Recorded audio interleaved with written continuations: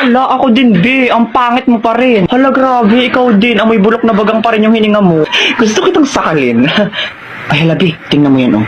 Di ba yun yung nagyabang sa JC na nagbakasyon daw siya sa ibang bansa? Oo, kilala ko yan. Pero isang linggo lang naman siya dun, eh. Hey, you two. What you are see?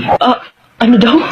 Oh, sorry, I forgot myself. You two don't understanding what to say to me because your English is disappear. Binahihilo ako. Kailangan ako makasapak ng bobo. Nga lang akong bahala. Hoy, ang kapal ang mukha nito, pa English ka pa, ay mali-mali rin naman sinasabi mo. Saka isang linggo ka lang naman nagstay sa ibang bansa, pa ganyan-ganyan ka na, ay mukha ka pa rin naman talangka. What?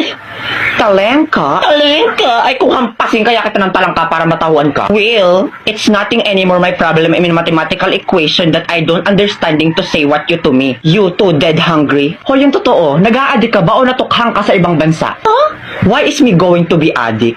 Don't you know that I'm smarter than the teacher of international in the Philippines? Like, duh, my average is 99.99% of germs. Matalino ka? Ay, anong magagawa mo pag sinikmuraan kita mismo dito? Go try, I am not afraid anymore. I will go sumbong you to my bodyguard. Bayaan mo na yung besi, tara na. Ewers, mga loser, you can't even talk English to me. Ay, wait, papatulang ko to.